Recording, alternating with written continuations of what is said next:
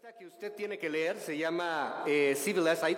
Es una compañía de medios dirigida a adultos motivados y productivos que eligen disfrutar del cannabis como parte de un estilo de vida saludable y equilibrado.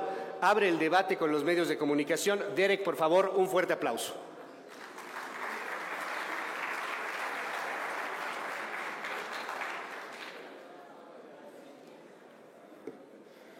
Good morning.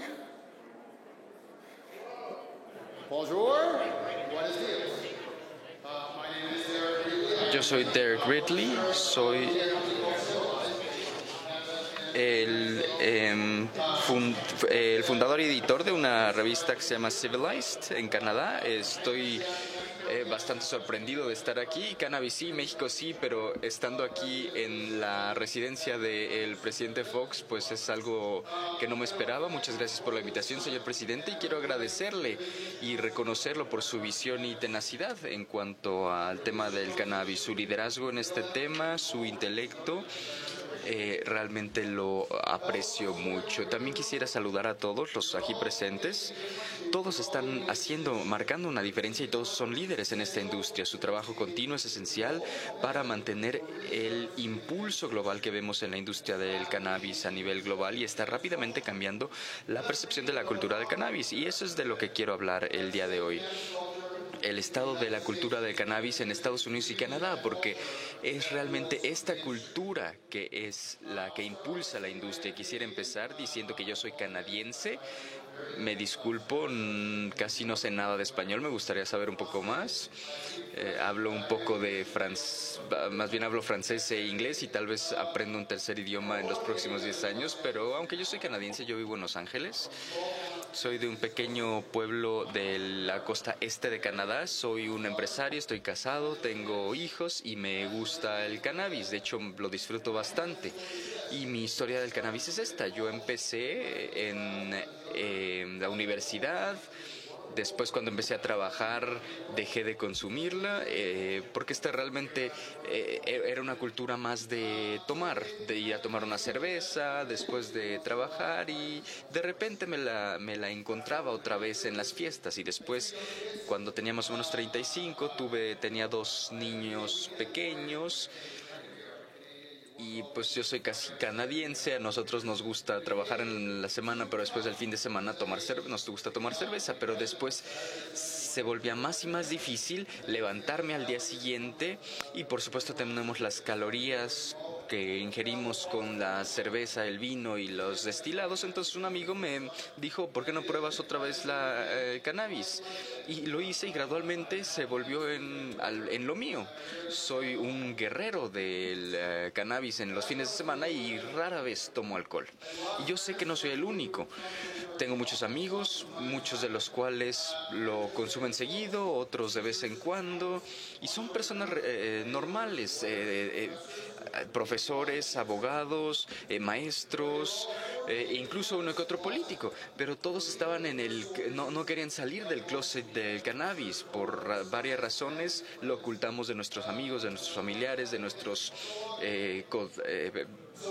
colegas en el trabajo. Entonces, cuando el cannabis se volvió importante para mí, también se volvió en una barrera para mí, porque no podía vivir una vida transparente. Entonces decidimos eliminar esa barrera y empezar a hablar de esto de manera pública, sobre el cannabis y las personas que la disfrutan de manera saludable en todo el mundo. Lo hicimos de manera inmediata y adoptamos una mentalidad post-prohibición y entonces, aunque los gobiernos en todo el mundo consideran que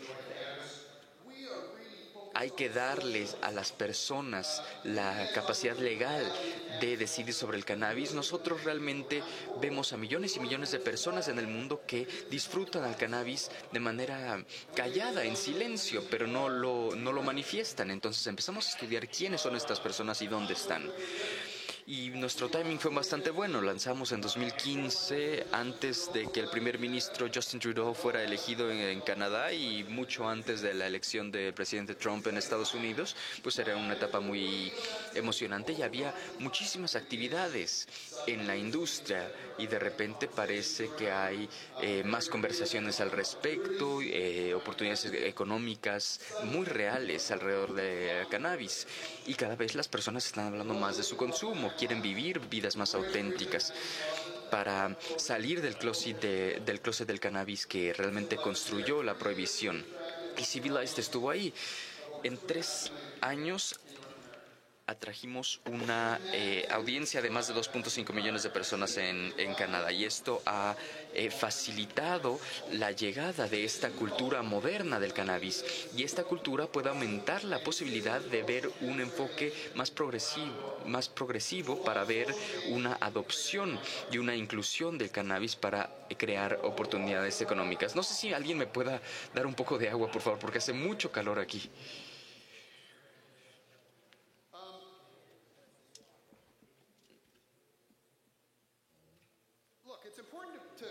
Y pues es importante poner las cosas en contexto. Creo que estamos en los primeros 15 segundos de la primera mitad del juego de fútbol, o en Canadá es el juego de hockey. Pero conforme vamos saliendo de esta prohibición del cannabis, sabemos que la descriminalización, o el hacer que la cannabis sea legal, va a hacer que los carteles pierdan su poder, va a permitir que muchas personas que obedecen la ley se mantengan fuera de la cárcel, pero también va a hacer que las personas sean más humanas, se van a sentir más cómodas del uso responsable del cannabis y de los productos, como lo dijo el presidente Fox. El proceso que se necesita para llegar a la legalización empieza con un cambio en la percepción pública. Así es como las personas en todo el mundo realmente empiezan a entender el cannabis, y ahí es donde llegan todos ustedes. Y para todos estos consumidores que realmente pueden levantar la mano, necesitamos que ustedes lo hagan. Necesitamos que la gente entienda que los consumidores de cannabis son personas normales. Y para todos ustedes que puedan apoyar y patrocinar de cierta manera el cannabis, necesitamos su ayuda. La cultura está cambiando y la cara del cannabis no siempre va a tener los ojos rojos. Canadá va a impulsar un entendimiento de cultura de cannabis que va a entrar más tarde este año. Y personas de diversas antecedentes van a poder disfrutar de este mercado, y nunca lo habíamos visto antes, y va a ser interesante y podemos aprender de ello. Ahí es donde toda la cultura del cannabis va a entrar en enfoque. Nosotros hacemos un estudio profundo de PSB Research, nos ayuda, de Washington, que estudia a los americanos y canadienses que consumen y que no consumen. Y este año vimos que uno de cada 4 canadienses y americanos consumen cannabis. Y de esos, la mitad ganan más de $50,000 al año, 3/4 partes de ellos hacen ejercicio por lo menos una vez a la semana. Entonces, no realmente son drogadictos que se quedan en su sótano, encerrados. Pero los estereotipos siguen ahí. Necesitamos seguir hablando, porque las personas que no consumen realmente tienen mucha curiosidad de qué es lo que está pasando. Y hay millones de ellos. Yo les llamo los canacuriosos. ¿Nunca lo han probado? O están buscando probarla por primera vez, están escuchando los datos, los hechos, las historias de los niños y la epilepsia, el cannabis y el cáncer. Son curiosos, pero siguen siendo escépticos porque la cultura todavía no lo apoya. Necesitan verlo por ellos mismos, necesitan a hombres y a mujeres como nosotros. El cannabis necesita más modelos a seguir. Y no solo un poco, el cannabis realmente es malentendido. Muchas personas le tienen miedo, piensan que los va a dañar porque les han condicionado a creer esto. Pero los consumidores del cannabis les va a decir que les ayuda para manejar el estrés, impulsa la creatividad, mejora el sexo, es más disfrutable que cualquier persona que realmente que no consuma o que lo pueda entender. Y las personas que no lo han consumido realmente no lo pueden entender o no pueden verse a ellos mismos consumiéndolo. Entonces, afortunadamente la industria está mejorando, está evolucionando, porque hay grandes beneficios de esto. Los consumidores de cannabis no son jóvenes desempleados, sino que son consumidores lucrativos cuyo poder adquisitivo e influencia está emergiendo en el mercado. Yo no les tengo que decir sobre el potencial tan enorme de esta industria o el valor de adoptar un valor progresivo de la regulación. Ustedes ven la oportunidad que viene con la legalización y ven qué tan rápido puede surgir. Antes de 2015, yo me quejaba del hecho de que algunos estados en los Estados Unidos eran más izquierdistas que Canadá en temas del cannabis, y eso realmente para mí no tenía sentido, pero todo cambió en el otoño de 2016, cuando el primer ministro Trudeau fue elegido, y él dijo: en 2 años vamos a tener un mercado completamente regulado, tanto a nivel provincial como federal. Después ganó las elecciones el presidente Trump y eligió como su procurador general a Jeff Sessions, y eso realmente no fue algo que nos fuera a ayudar mucho a la industria, pero lo que pasó es que creó incertidumbre, y al capital de inversión no le gusta la incertidumbre, y para mí la frontera entre Estados Unidos y Canadá es la frontera entre la certidumbre y la incertidumbre. Entonces está llegando muchísimo a Estados Unidos. Toronto es la capital del cannabis a nivel mundial ahora, porque muchas compañías están yendo allá, y tanto dinero que está llegando y la legalización que está ocurriendo, pues bueno, estoy repitiendo lo que ya dije. Canadá ya es la capital de cannabis del mundo. Y esta realmente es un apoyo de la industria y va a ayudar a cambiar la percepción, pero la industria en sí va a tener que trabajar para mantener esa licencia social para operar. Y para ayudar a hacer esto, nosotros somos miembros de una asociación entre cannabis y Estados Unidos, no cannabis, Canadá y Estados Unidos, para ayudar con esto, que es una colaboración de líderes a nivel mundial para la industria del cannabis, con representación del gobierno, la industria, organizaciones privadas, para crear estándares y normas para la producción, distribución y consumo responsable del cannabis legal y responsable. Y entonces el reducir el estigma y cambiar la percepción del público va a necesitar de educación, prácticas responsables, responsabilidad social y comunidad. Y esto es lo humano que está ocurriendo aquí. Esto es algo muy humano que está ocurriendo aquí, y no se nos puede olvidar. Tenemos que apoyar a nuestra comunidad para que se cuente con ellos, para reducir el estigma y para ayudar a actualizar este estereotipo. Y no es tan difícil, las personas simplemente tienen que verse a ellas mismas. Y el cannabis necesita modelos a seguir. Muchas gracias.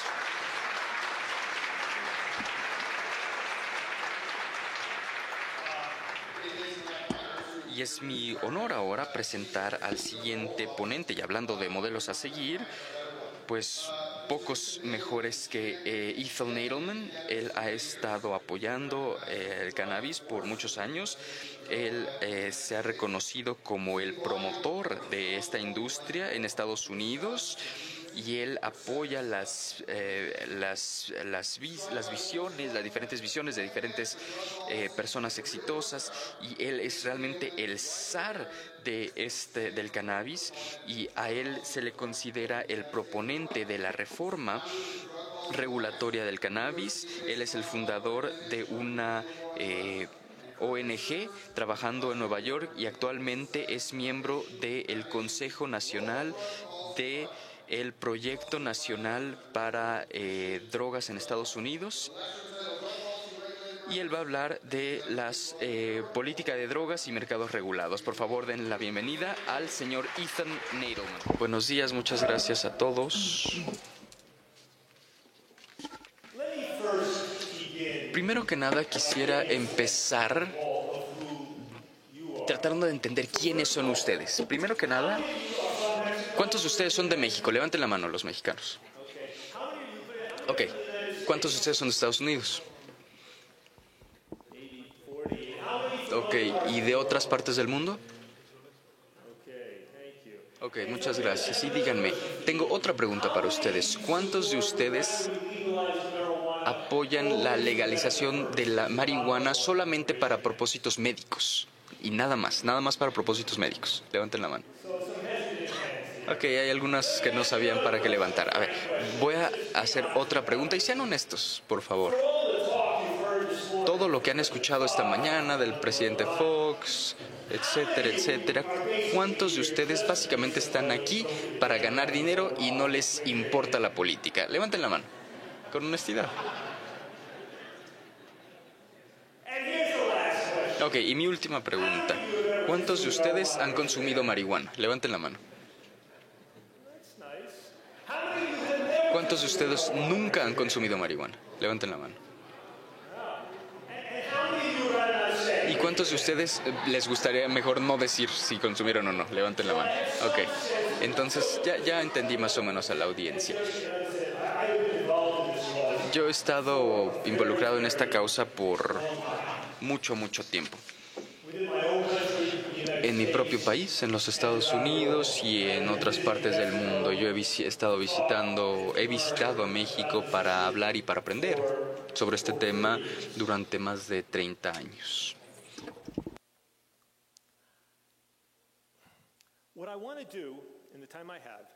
Lo que quiero hacer con el poco tiempo que tengo es tratar de poner este momento aquí en Guanajuato. Al finales de mayo de 2018, en una conferencia organizada por el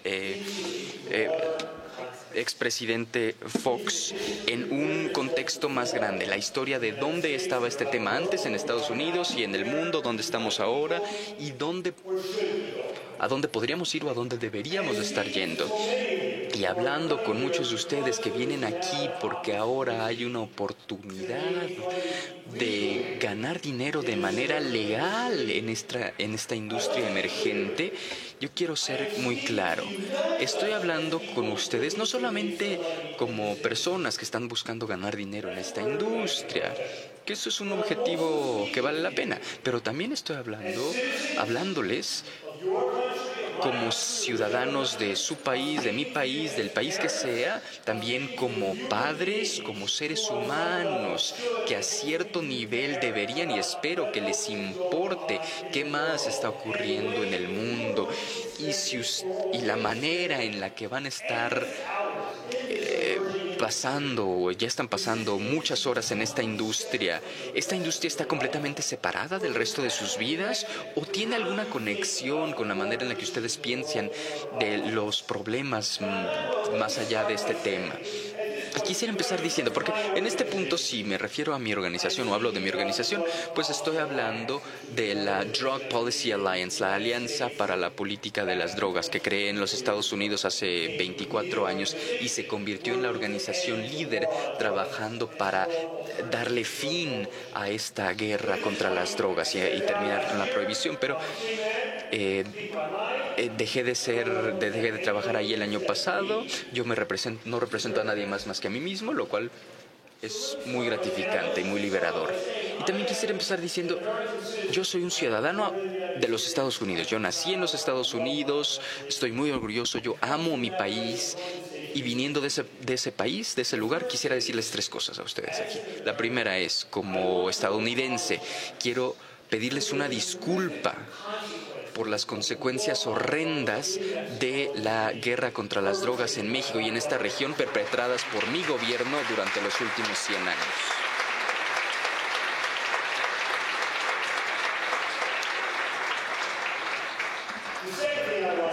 Lo segundo que quiero decir es, una de las cosas que me hace sentir orgulloso como estadounidense, es que incluso como mi país y nuestro gobierno somos los campeones de la guerra contra las drogas, no solamente en nuestro hogar, en México, sino en todo el mundo.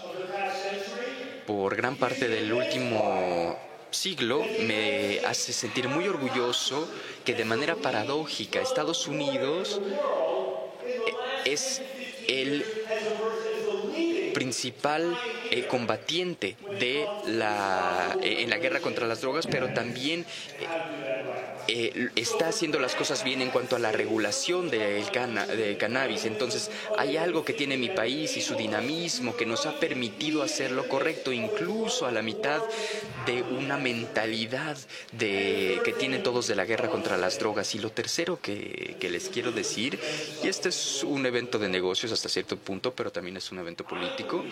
Entonces, yo creo que Donald Trump en la Casa Blanca es lo peor que le ha pasado a mi país desde la Guerra Civil.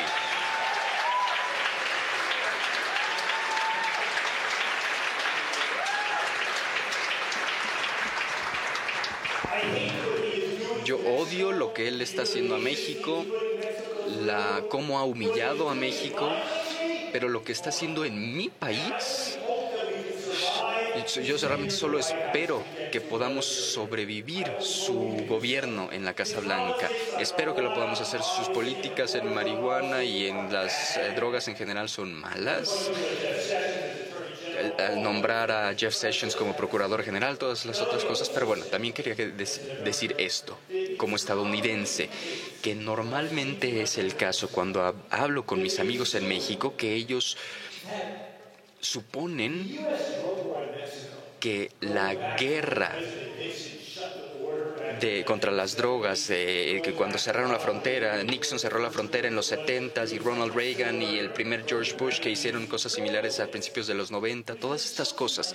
Hay una suposición de muchos mexicanos que dicen que realmente no se trata de las drogas, realmente es una oportunidad para que los Estados Unidos bulee o humille a México.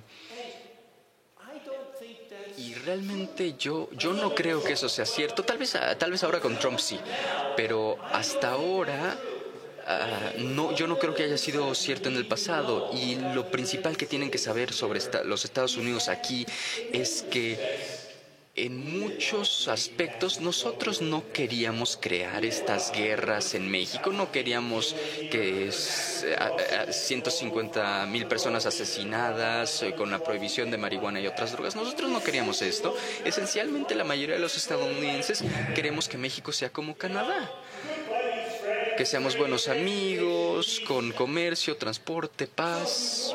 Entonces, si quieren entender el papel de los Estados Unidos con las drogas, es que realmente nos han enloquecido estas drogas. Es que no se les olvide, somos uno de los pocos países en el mundo que hicieron que el alcohol fuera ilegal por 14 años. Cambiamos nuestra constitución para hacerlo ilegal en 1919. Y hicimos la única enmienda para revertir la otra enmienda en 1933 fue para repeler esto, para eliminar esto. Entonces, la mejor manera de pensar en cuanto a las políticas de los Estados Unidos, por lo menos hasta recientemente en México y en otros lados, es que es la proyección internacional de una psicosis nacional. Realmente nos ha enloquecido esto en las drogas, pero los últimos años del gobierno de Obama, como resultado de la movilización de mi organización y muchos activistas, y debido a varias personas que pensaban de una manera más novedosa, empezamos a ver un periodo más iluminado. Empezamos a ver la adicción de las drogas como un problema de salud, empezamos a tratar de reducir la encarcelación en masa.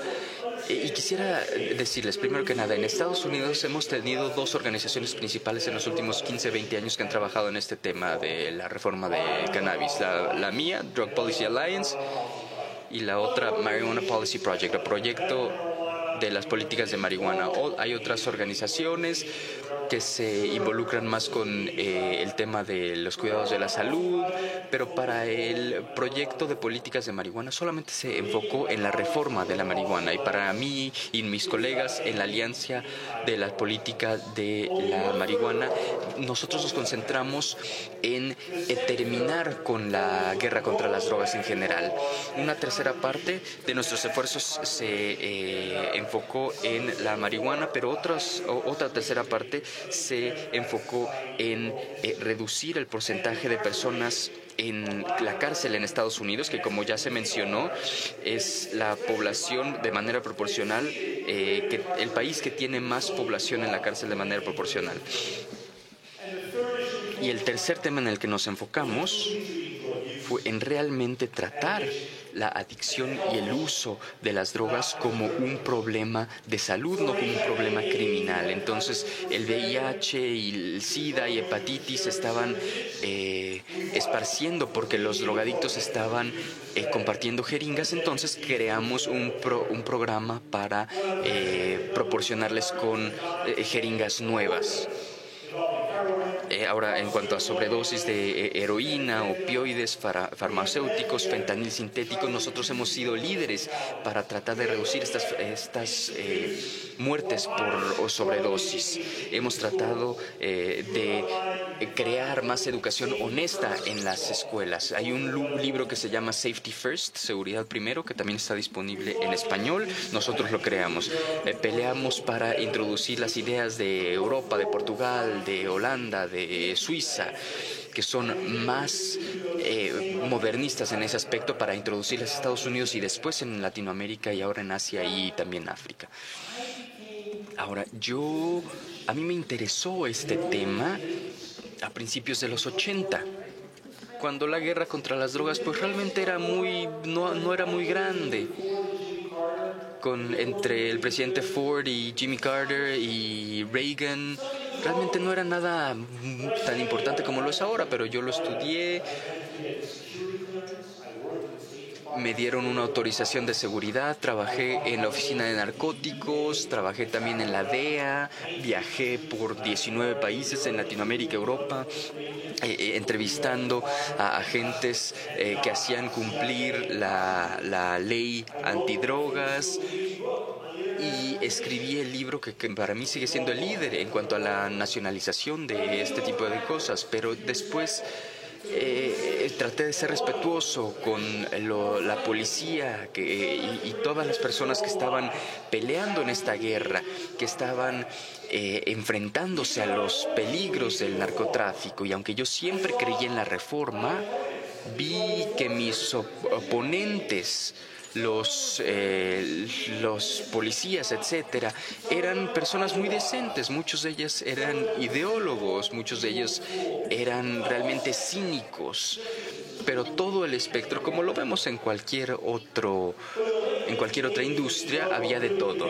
Pero en los 80, cuando realmente había el crack, empezó a aparecer más en los Estados Unidos y empezó a haber un pánico moral, un macartismo en esteroides. Para los de ustedes que pueden apreciar esta analogía de la época de McCarthy en la década de los 50 y el macartismo, y empezamos a crear esta guerra contra las drogas, y en su país esto se tradujo en pelea y guerra.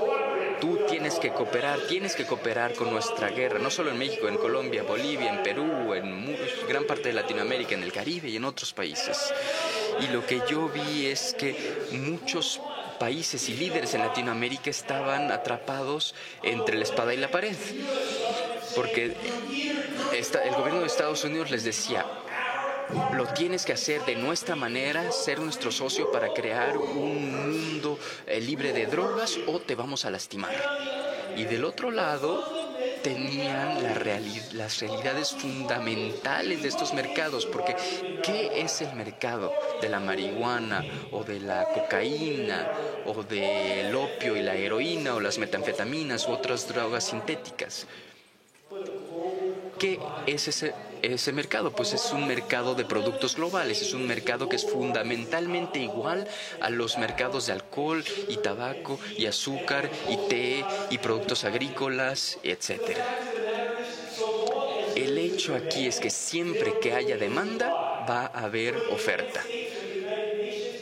Si los Estados Unidos o las Naciones Unidas aplican presión para que los productores hagan lo que ellos quieren, los pobres campesinos que cultivan todas estas plantas, o si obligan a las agencias policíacas sin los recursos adecuados. Cuando hacen todas estas cosas, ¿cuál es el impacto que se tiene? ¿Reduce el flujo de las drogas a mi país? Por supuesto que no, porque siempre que haya demanda va a haber oferta. Entonces, si vamos con esta parte de México, los atacamos aquí, va a salir en otra parte de México. Si los atacamos en Bolivia y en Perú, va a salir en Colombia. Si los atacamos en el sureste de Asia, va a surgir en el suroeste de Asia. Y va a desestabilizar, destruir ambientes, estilos de vida, pero ¿va a reducir realmente el problema de drogas en mi país, en tu país o en algún otro país? Pues no. Cada centavo que se invierte en este tema está siendo desperdiciado. Sabemos imaginamos que la mejor manera de lidiar con este mercado de productos de consumo es poner a las fuerzas de seguridad, a la milicia, el ejército, a la policía tratando de regular estos mercados, pues es una locura. Por eso no hay ningún economista que se respete a sí mismo que pueda explicar o defender la guerra contra las drogas, nunca. Pero al mismo tiempo sabemos que si nosotros vemos Europa Occidental, cuando vemos los pioneros de los Países Bajos que empezaron a separar el mercado del cannabis en los 70 y a tratar la drogadicción como un problema de salud, en Suiza, cuando empezó a haber pensamientos innovadores en cuanto a la metadona, que ayuda a la adicción de la heroína, incluso la heroína legalizada, disponible en las clínicas para poder detener el SIDA, nosotros sabemos que hay enfoques que funcionan.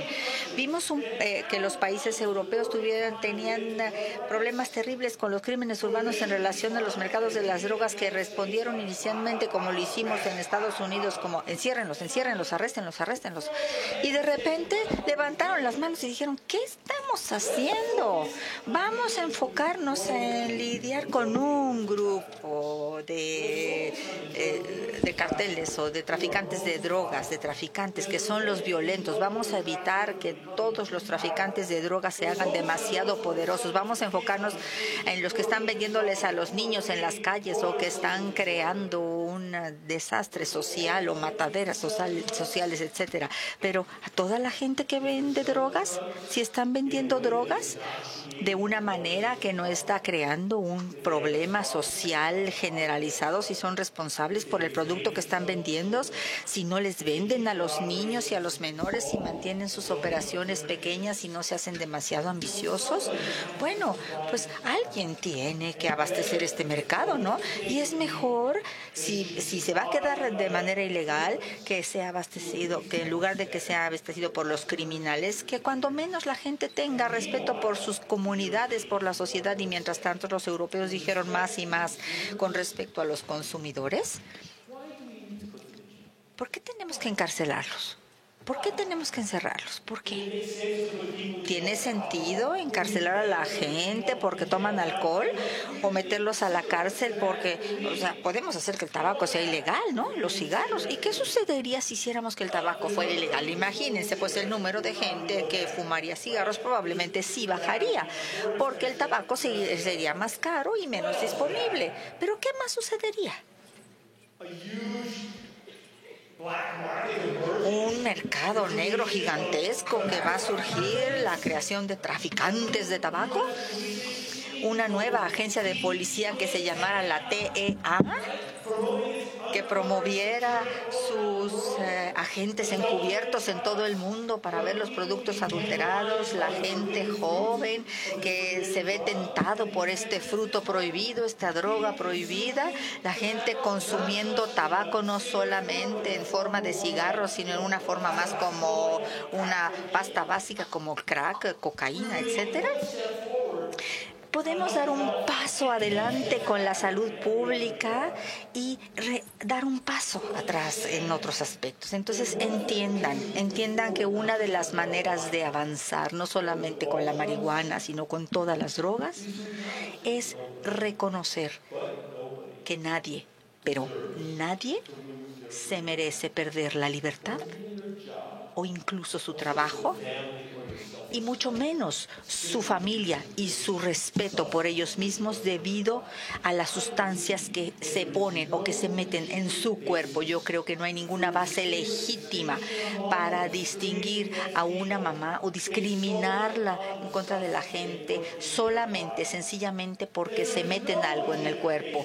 Porque no hay una base legítima, ni ética, ni en la Biblia, ni en la ciencia, ni en la salud, hacer una diferencia entre una persona que se mete heroína o alcohol, o tabaco, o cannabis, o hongos psicodélicos, o lo que sea en el cuerpo. No hay una base legítima para hacer una distinción para nada, porque ni debemos de tratarlos diferentes. Imagínense que un padre tenga 2 niños y que uno sea adicto a la heroína y el otro adicto al alcohol. El doctor le diría, ¿sabes qué? Francamente, el alcohol es más mortal que la heroína, mientras se evite la sobredosis. ¿Pero qué le dirías a la mamá? Que tu hijo que es adicto al alcohol, que es un alcohólico, no es un criminal, a menos de que golpee a alguien, maneje borracho o haga algo más que viole otra ley penal. Pero el que es adicto a la heroína es menos, que es una droga mucho menos violenta. Esa persona es un criminal simple y sencillamente por poseer esa droga.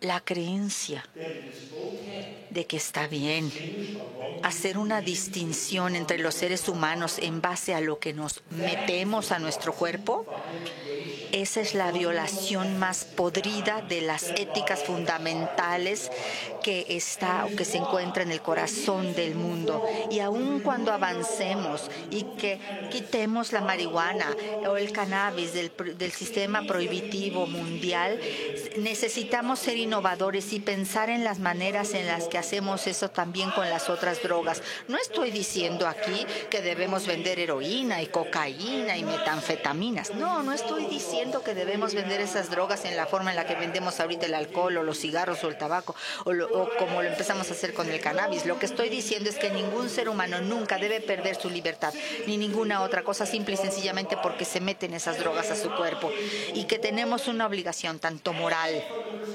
y desde la perspectiva de una política pública buena de encontrar las maneras de retraer esa prohibición, de encontrar la manera de que estas personas que son adictos a estas sustancias y no pueden detener su adicción, tal vez la obtengan de una fuente legal, como lo están haciendo ahora en Europa con la heroína. Esa es la fotografía general de todo esto. Porque ¿saben qué? ¿Cuál es el papel de la reforma del cannabis para terminar con estas guerras en contra de las drogas a nivel mundial y de la prohibición?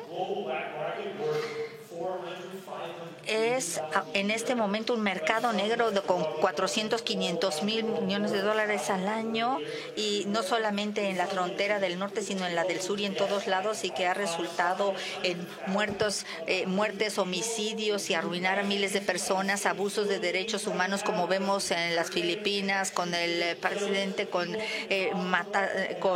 matanzas extrajudiciales y todo este tipo de cosas. Vemos el increíble desperdicio de recursos fiscales, organizaciones criminales, la adulteración de drogas, que pudiera ser incluso más peligrosa para empezar, pero que también son medicinas y que se comercializan en el mercado negro y que son mucho más peligrosas. Entonces, escúchenme, el cannabis si ven a toda la gente que consume drogas ilegales en el mundo, la mayor parte del mundo consume cannabis y solo cannabis. Eso es lo clave. Y si ven todo el resto de las drogas en el mundo, cuando menos la mitad son solamente los que utilizan cannabis. Por otra parte, el cannabis solamente representa una pequeña fracción de este mercado global de las drogas legales, y es una proporción muy, muy pequeña de lo que de las utilidades o de la rentabilidad de los narcotraficantes. La heroína, la cocaína, las metanfetaminas son negocios muchísimo más grandes para los narcos en México y en muchos otros países del mundo que el cannabis.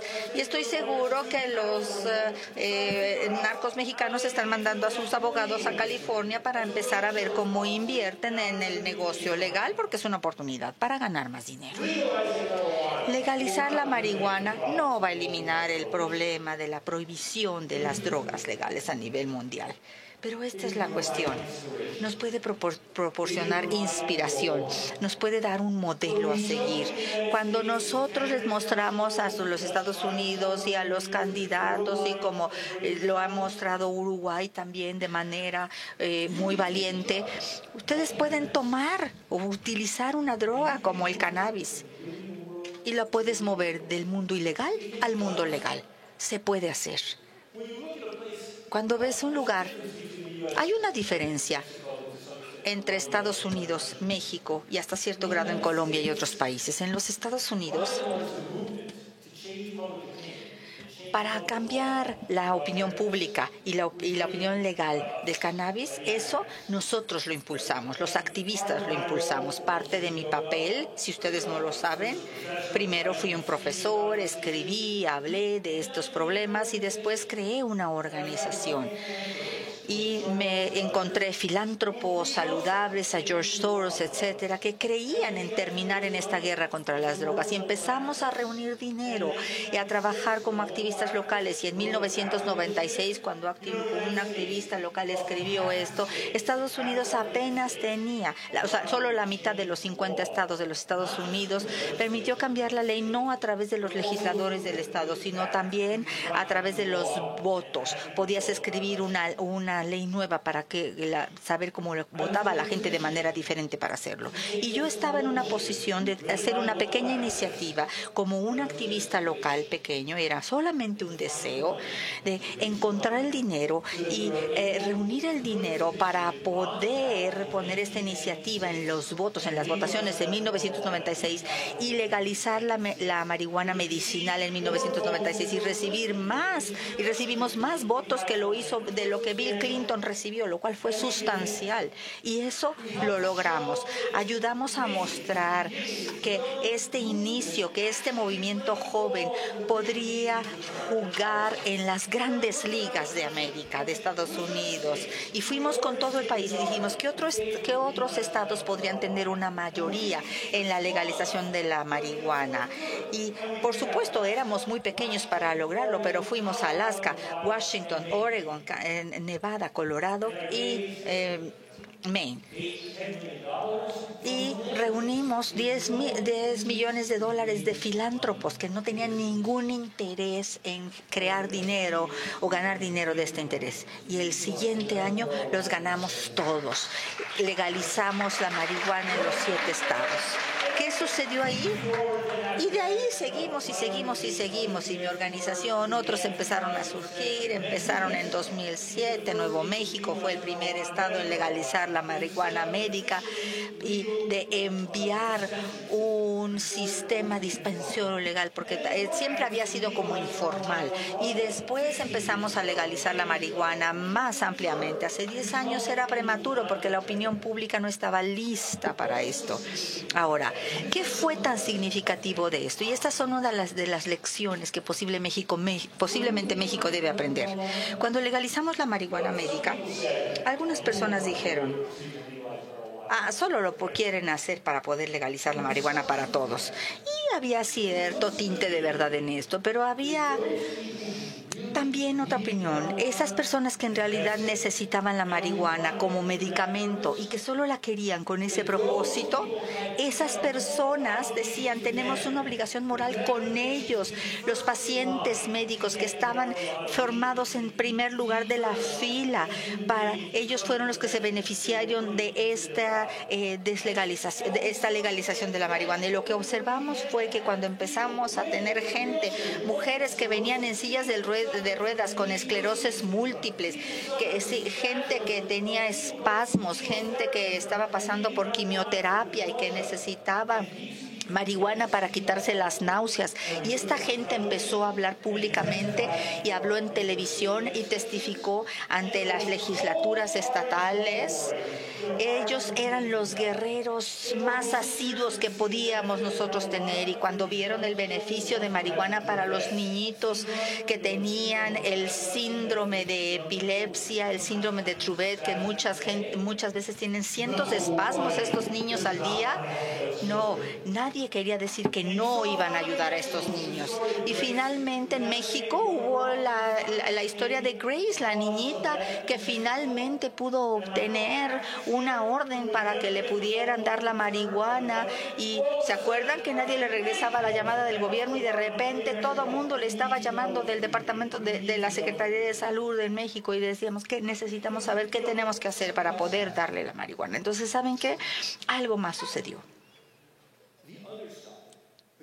El otro lado, el gobierno, incluyendo Clinton y ciertamente Bush, tuvieron una reacción extrema. Dijeron, no, marihuana no es una medicina, la marihuana no es una medicina.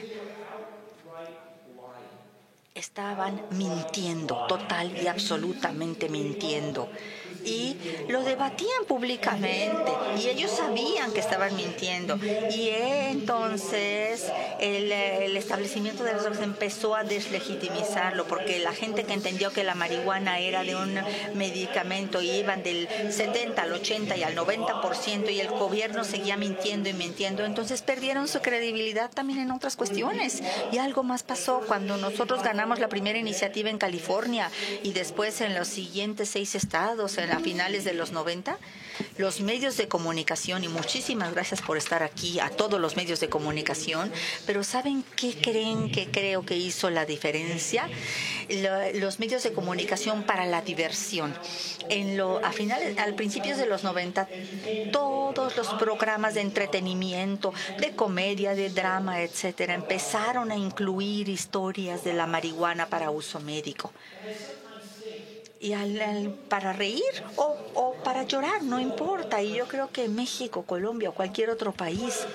O sea, el punto que quiero hacer aquí es que en los Estados Unidos el movimiento estuvo liderado por los activistas y los políticos lo siguieron.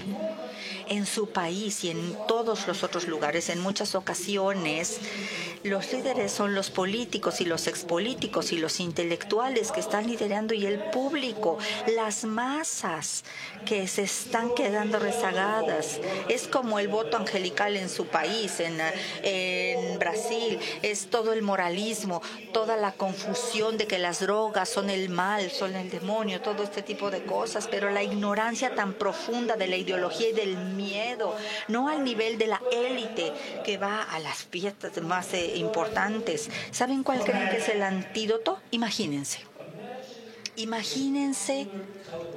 la telenovela más popular de su país. Imagínense que la amada figura de la abuela es diagnosticada con cáncer y tiene que ir a su tratamiento y que no puede comer y que está vomitando. Y que sus hijos, sus nietos le dicen, mamá, abuelita, inténtalo, lee el periódico americano, léelo, no, es inmoral. Entonces va con el doctor y el doctor le dice, no, pues sí, la evidencia nos muestra que la marihuana, no quiero. Imagínense, fumarme la medicina, no, es una locura. Pero imagínense que conforme evoluciona la telenovela, termina con la abuelita, amada abuelita, tomando su medicina. ¿Qué hace? ¿Se la fuma o se la mete por la nariz? Y vean la cara de alivio que tiene la abuelita. Imagínense el impacto que tendría si se mejorara utilizando la marihuana. Esto yo creo que lo amarían en la televisión mexicana, pero nunca lo han hecho. Entonces necesitan que esto suceda, que esto se dé. Entonces parte de la transformación que hicimos. Y entiendan, los Estados Unidos en el movimiento para legalizar la marihuana, la industria, la gente que hizo dinero de esto, no tenía casi ningún papel importante hasta hace 6 años. Casi todo este movimiento completo fue construido por la gente que se preocupaba por la libertad de la gente, por los filántropos, y que cambió las leyes y movió a los legisladores y cambió la opinión pública. Todos ustedes no estarían sentados aquí en este salón hoy si no fuera por el esfuerzo de los activistas en mi país y en todo el mundo. Y en su país ustedes han estado luchando con esto desde el presidente Fox, y todos los que luchan contra esto merecen un gran aplauso. Entonces, denle su apoyo a todos ellos. Y lo que le digo a la gente cuando va a las conferencias industriales es que tienen que entender que nunca antes un movimiento había sido impulsado por la justicia social y la libertad social, había resultado o dado como resultado la creación de un mercado totalmente legal. Si ustedes ven el movimiento de derechos humanos, derechos de los gays, los derechos de las mujeres, estos dan como resultado consecuencias económicas increíbles. Y lo que está sucediendo aquí, derechos humanos y la industria conforme evoluciona, no solamente en mi país, sino también en esta, necesita entender los orígenes, de dónde viene. Esta no es una nueva tecnología que crear, no es una oportunidad económica nueva que viene como Silicon Valley, no. Este es un movimiento que surgió debido al horror y a la rebelión en contra de las consecuencias atroces, en contra de la prohibición en su país y en el mío. Este movimiento empieza a existir, estas oportunidades de tener utilidades legales empiezan a existir porque la gente está horrificada, horrorizada por la guerra contra las drogas, contra la marihuana y contra los seres humanos. Y conforme ustedes empiecen a tener éxito en esta industria, hay una tradición de los judíos y de los cristianos de dar el 10%, ¿no?, a los pobres, de apoyar el movimiento de los derechos humanos, de las reformas de las políticas contra las drogas, no solamente para mejorar sus utilidades, sino porque es algo correcto hacer, dar el diezmo, ¿no? Y si tienen éxito al punto de tener el dinero para poder seguir reinvirtiendo todos los centavos que se producen en este tipo de negocio, esto tiene importancia. Entonces, ¿a dónde voy con esto? Escucharemos más tarde de uno de los líderes en Uruguay. Uruguay es un caso sumamente interesante y rápidamente les diré esto. No hay punto. Porque más del 40% de la gente en Uruguay ha apoyado la legalización de la marihuana, sino un excelente presidente insistiendo en la disciplina en su partido político, con un activista muy efectivo, y también tenía apoyo de activistas fuera del país que pudieron transformar la ley. En Europa, en este momento, en donde tienen mucha confianza por ser los líderes, y ahora en Estados Unidos, Canadá, Uruguay están avanzándolos con un modelo diferente. Cada modelo es diferente. Organizaremos tours en México, Colombia, Uruguay, México, para que vengan a Colorado, a California. La gente de Uruguay diría: no, tu modelo no es para nosotros. Necesitamos un modelo altamente regulado. La gente en Colombia le gusta parte del modelo, pero pudiera ser diferente. México va a necesitar crear su propio modelo. Pero ahora estamos en un punto de la historia, incluyendo a mi país, en donde una parte sustancial del futuro de este movimiento para terminar con la prohibición del cannabis va a estar impulsado no por nosotros los activistas, sino también por la gente de la industria.